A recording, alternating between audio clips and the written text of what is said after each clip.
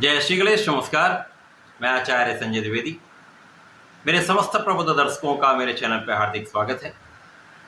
प्रिय दर्शकों, आज मैं राहु के नक्षत्र परिवर्तन प्रभाव को लेकर आपके सम्मुख उपस्थित हूँ। राहु 8 जुलाई को अपने नक्षत्र का परिवर्तन कर चुके हैं तथा अपने मित्र शनिदेव के उत्तरा भाद्रपद नक्षत्र में प्रवेश कर चुके हैं। प्रिय दर्शकों, राहु और केतु छाया ग्रह। छाया ग्रह का अर्थ ही है ये जिस ग्रह के प्रभाव में होंगे, जिस भाव के प्रभाव में होंगे, जिस राशि में होंगे, उस राशि के स्वामी के अनुसार अपने फल प्रदान करते हैं। यदि वो मित्रवत है तो इनका बल कई गुना बढ़ जाएगा, यदि वो शत्रुवत है तो यहाँ पर इनका प्रभाव नकारात्मक हो जाता है। अब क्योंकि ये शनि देव के अनुसार ही फल देते हैं, क्योंकि राहु को शनिवत कहा गया है, शनिवत राहु, तो यहाँ पर राहु शनि के अनुसार ही समस्त फलों की प्राप्ति कराएंगे।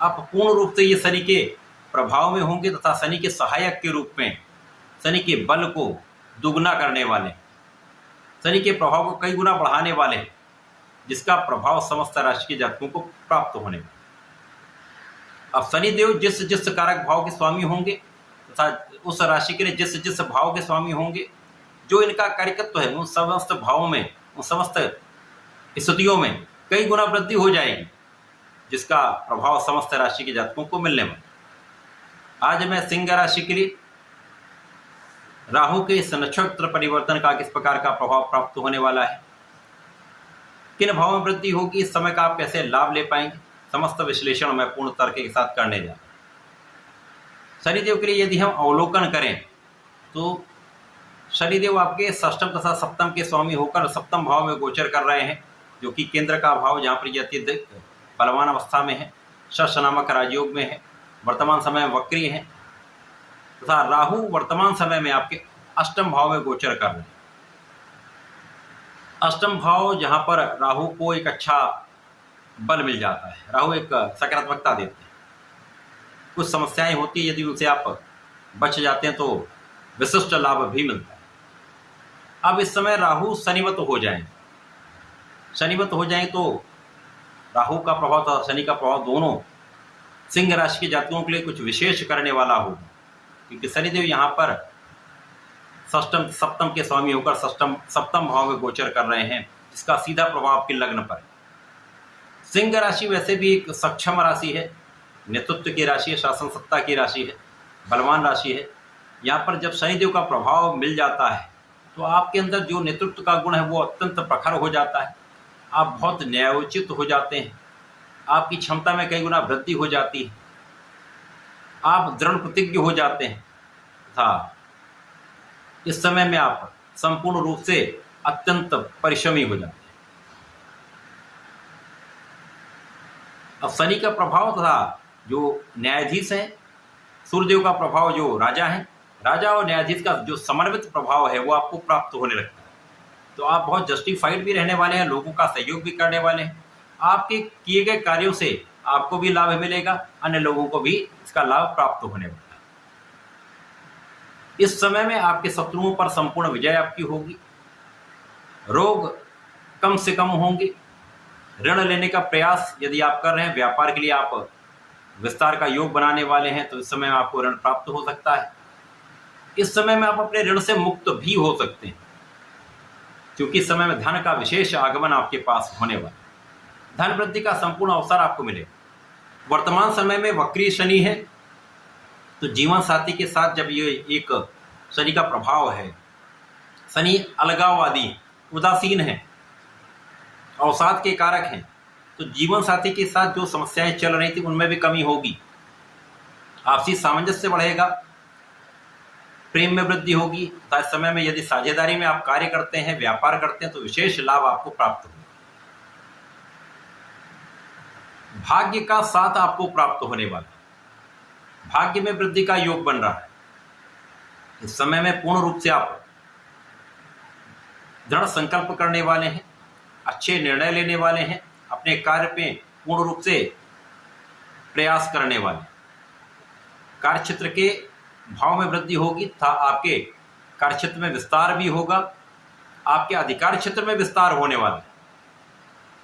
तो विशेष समय है, इस समय का आपको लाभ लेना चाहिए। शनिदेव का जो प्रभाव है जब कई गुना बढ़ जाता है तो इस समय आप अपने सुखों में वृद्धि करने वाले, क्योंकि धन का विशेष आगमन होगा।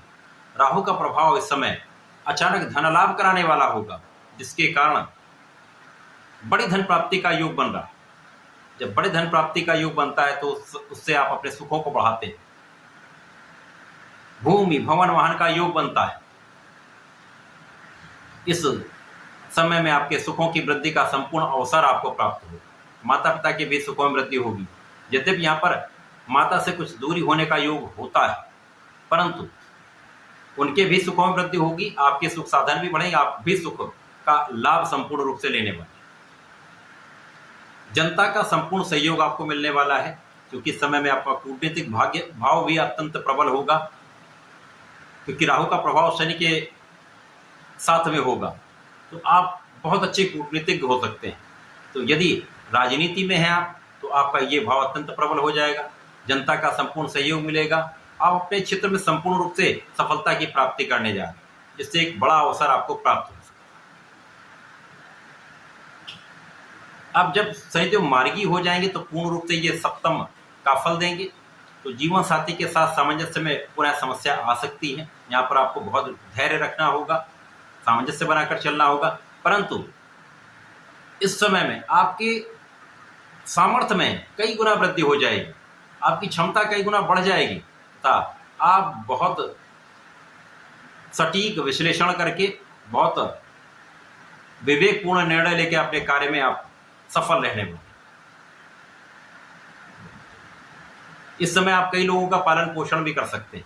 एक अच्छी स्थिति बन रही है, आपको करना भी चाहिए। यदि आप सक्षम हैं तो यहाँ पर जितने लोगों की सहायता आप कर सके उतना आपको सहायता करनी चाहिए। उससे शनि भी प्रसन्न होते, राहु भी प्रसन्न होते। विशेष रूप से असहायों की सहायता आपको करनी चाहिए। शनिदेव का प्रभाव पूर्ण रूप से लग्न को प्रबल करेगा, आपके कार्य क्षेत्र को प्रबल करेगा, आपके धन के क्षेत्र को प्रबल करेगा तथा यहाँ पर आप संपूर्ण रूप से समृद्धिशाली होने वाले। आपका एक विशेष प्रभाव यहाँ पर बनने वाला है। उस प्रभाव का ये प्रभाव रहेगा जिससे आप यश वृद्धि करने वाले। तो समय आपके अनुकूल है। राहु का नक्षत्र परिवर्तन सिंह राशि के लिए अत्यंत प्रभावी होने वाला है। इस समय में केवल आपको अपने खाने पीने पर नियंत्रण रखना होगा, अपने किसी भी प्रकार के व्यसन से बचना होगा। इस व्यसन से बच लेंगे, खाने पीने पर नियंत्रण रखेंगे तो समय में बड़े धन की प्राप्ति भी होगी, संपूर्ण सफलता का योग भी होगा। आपको नियमित रूप से भगवान सूर्यदेव को जल देना चाहिए। ओम घृणी सूर्याय नमः का 11 बार जप अवश्य करना चाहिए तथा प्रत्येक रविवार को भगवान भोलेनाथ पर जलार्चन करें, गंगा जल से अभिषेक करें तथा लाल चंदन का अर्पण करें तो श्रेष्ठ लाभ आपको प्राप्त होने वाला है। तो ऐसा करके समय का उपयोग करें लाभ लें। धन्यवाद, नमस्कार।